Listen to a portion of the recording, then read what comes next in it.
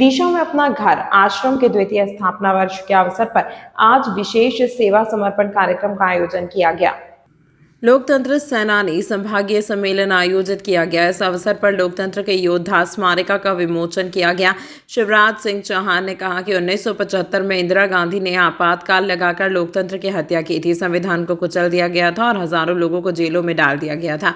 मध्य प्रदेश में करीब 8,500 लोकतंत्र सेनानियों को कैद झेलनी पड़ी, जिनके काम धंधे तबाह हो गए, लेकिन उन्होंने फिर से संघर्ष कर जीवन को संवार लिया। उन्होंने कहा कि इन सेनानियों का नाम इतिहास में स्वर्ण अक्षरों में लिखा जाएगा। आज भी उनमें देशभक्ति और लोकतंत्र की रक्षा का जज्बा जीवित है। केंद्रीय कृषि मंत्री शिवराज सिंह चौहान पहुंचे वामनखेड़ा, जहां उनके खेत में बोई गई धान की नई किस्म की फसलों को उन्होंने देखा और कहा कि धान की नई वैरायटी हमारे भारतीय अनुसंधान परिषद से निकली है। वह रोग प्रतिरोधक भी है और हमारे जलवायु के अनुकूल भी। यह किस्म 1885 और 1637 ऐसी किस्में हैं। इस तरह की अलग अलग कर वैरायटी मैंने लगाई है। यह प्रयोग हम इसलिए कर रहे हैं कि अगर फसल की अच्छी पैदावार होती है तो बाकी सब किसानों को साझा करके कोशिश करेंगे कि वह ज़्यादा पैदावार देने वाली धान को भी लगाएं। बाकी फसलों पर भी यह प्रयोग करेंगे। कृषि मंत्री के रूप में मैं खेती भी करता हूँ, तो मेरी कोशिश रहती है कि खेती हम ऐसे ढंग से करें ताकि बाकी किसानों को भी नए प्रयोग से परिचय करवा पाए। अभी फसल अच्छी है। हमारे उन लोकतंत्र सेनानियों को सम्मानित किया गया यहाँ, जिन्होंने आपातकाल के काले दिनों में लोकतंत्र को बचाने के लिए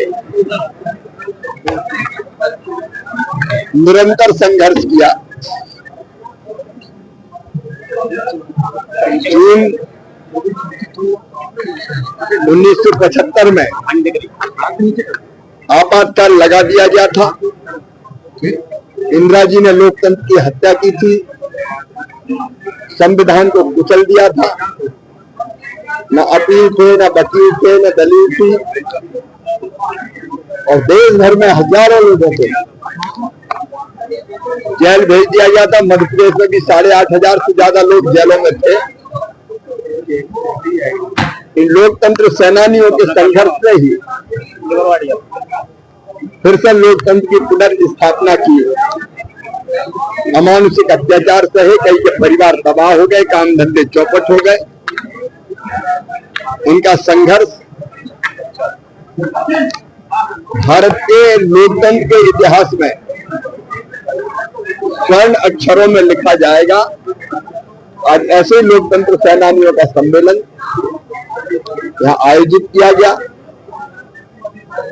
बाबूलाल जी तामकार, रमन गोयल जी जैसे साथियों ने यह कार्यक्रम आयोजित किया,